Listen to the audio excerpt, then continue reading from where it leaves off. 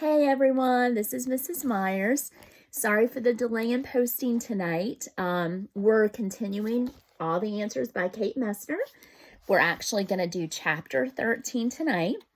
This is called Unspoken Secrets of Cedar Bay. So here we go.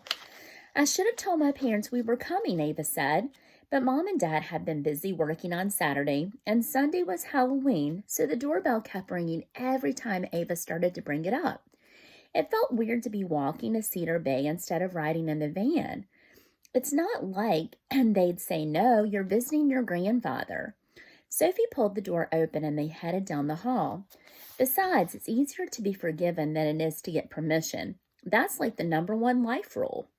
Ava laughed. Maybe for you.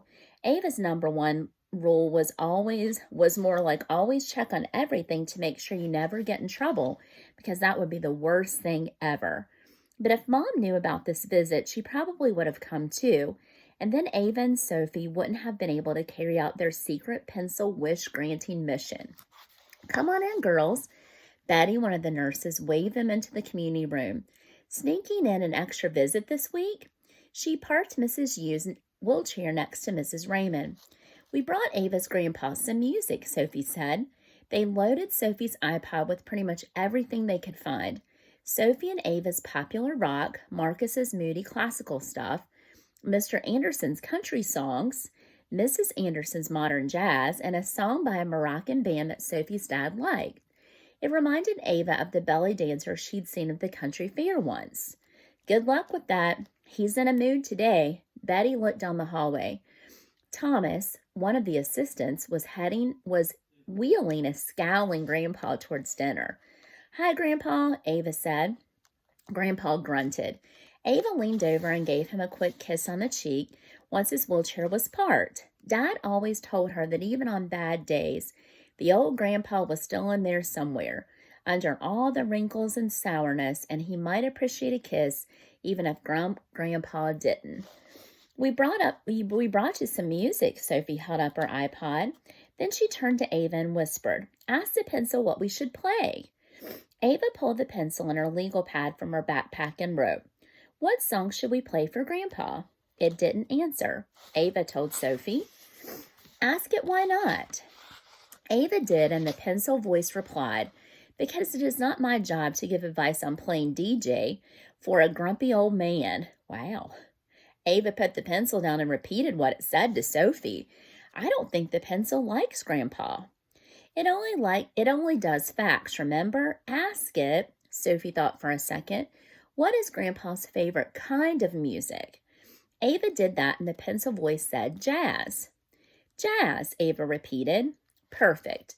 Sophie searched until she found one of Mrs. Anderson's jazz songs. I think you'll like this one. She eased the buds into Grandpa's ears and pressed play. Grandpa blew a grouchy puff of air through his cracked lips and batted the bud out of his right ear. Or not. Sophie took her earbuds back. Thomas showed up and set plates of mushy-looking lasagna in front of Grandpa and Mrs. Grabowski, and they started eating. You want some dessert, girls? Thomas asked. I think I can sneak you a couple of Jell-O cups or pudding cups. No, thanks, Ava said, watching Grandpa eat his lasagna and move on to the wiggly green Jell-O. Mrs. Grabowski left hers on the plate and pushed it away. She looks sad today, Ava whispered to Sophie. Sophie shrugged. See if she wants to hear some music. So Ava wrote, does Mrs. Grabowski want to hear some music? Not particularly, the pencil voice answered. Ava paused, then wrote, what does Mrs. Grabowski want now? She wants to go back to Ukraine and dance like she did when she was a girl, the voice said.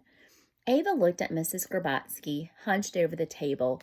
There wasn't much chance of that working out. But then the voice said, also, she wants pudding instead of Jell-O. Ava told Sophie about Mrs. Grabowski's wishes. The Jell-O thing's way easier, Sophie said. So when Thomas came back, Ava pointed to Mrs. Grabowski. Could she have pudding instead? Thomas tipped his head, confused. How come? She looks like she's done eating. Just see if she wants some, okay? Please? Sophie smiled. Thomas laughed. I think you're the one who's after the pudding, but that's fine. I'll see if there's some left. He came back with a cup of vanilla pudding and put it down next to Miss Skrabatsky's abandoned jello. She pulled her tray closer and started eating. Well, how about that? Thomas looked at Ava and Sophie. You two got some secret you want to let me in on? Ava panicked for a second, but Sophie laughed. We just pay attention to things. Then Mr. Clemson hollered from across the room. I smell smoke. Call for backup. Thomas left to reassure him that it was only a batch of overdone cookies coming out of the oven. Ava looked around the room at all the faces with faraway eyes. What do you think the rest of them are thinking? Sophie grinned. We now know how to find out. They went from table to table all over the dining room. What does Mr. Amos want? More lasagna, the voice said. So Ava got Betty to bring him another portion. Also a baseball, the voice added. A baseball, Ava said. The voice didn't repeat itself. What's he going to do with the baseball? Sophie asked. Ava shrugged. It didn't seem worth spinning the lead to ask the pencil why he wanted it when it was so easy to get one for him. Sophie pulled out a pencil and wrote Mr. Amos Baseball on the legal pad so they remembered to bring one next time. What does Mr. Clemson want? A pighead axe and a tack hose and a truck with an aerial ladder, the voice said. Oh dear, he wants a fire truck, a hose, and an axe, Ava told Sophie. She looked up at Mr. Clemson, who was gesturing urgently towards the window, insisting that Thomas smash it so they could all climb out. Sophie shook her head. Tell the pencil to try again. Ava wrote, What does Mr. Clemson want that will fit in this room and can't be used to break, smash, or flood things? Wool socks, the voice said. That was better. Ava wrote Mr. Clemson, socks, and moved on. What does Mrs. Raymond want? A new sweatshirt, the voice said. Ava told Sophie. Really? Sophie said. She has so many. See what colors she wants and what animals she doesn't have yet. What color would Mrs. Raymond like her sweatshirt to be, and what kind of animal would she like on it? It doesn't matter what color, the voice said, but no stupid animals. That's all her kids ever give her for holidays, and she hates them.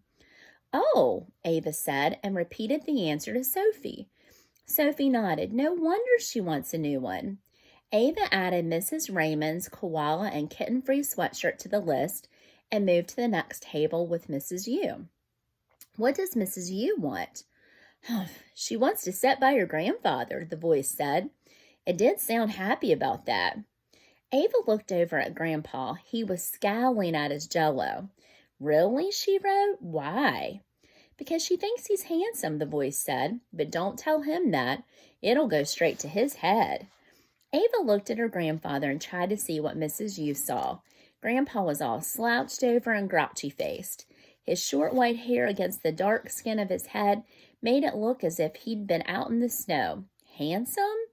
What? Sophie's voice was impatient. She wants to go sit by Grandpa? Ha! Sophie laughed, but she didn't ask why. She squatted down next to Mrs. Yu and said, We're going to change tables, okay? Then she grabbed the handles of Mrs. Yu's wheelchair and relocated her next to Grandpa. Grandpa looked up, surprised, but he didn't frown. He nodded and went back to his jello. Ava looked at her watch. We should go, she said. I need to get home for dinner. The pencil was fun here, but Ava still felt sad about Mrs. Skrabatsky. Her pudding was gone and she wasn't going to Ukraine anytime soon. What about your grandfather? Sophie asked. It'll probably say he wants us to go away, Ava said, but she sat down and wrote. What does Grandpa want? Ava listened to the pencil's answer, then told Sophie. He wants to see Johnny Hodges in concert. Who's that? No idea, Ava wrote down the name. Why don't we look him up online? We can see if he's touring anywhere nearby, and then, but more than that, the pencil voice interrupted. He wants your mother's forgiveness. Wow, that's a powerful ending. So tomorrow we're going to read chapter 14, which is called Election Night Angst. So I hope you're keeping your mind and your body active. Make sure you're getting out and enjoying this beautiful weather. So I look forward to seeing you tomorrow. And keep in touch. Let me know what you're reading and let me know if there's anything I can do to help you during this time. So I'll post this to Google Classroom. And I hope you have a blessed rest of your day. Bye, guys.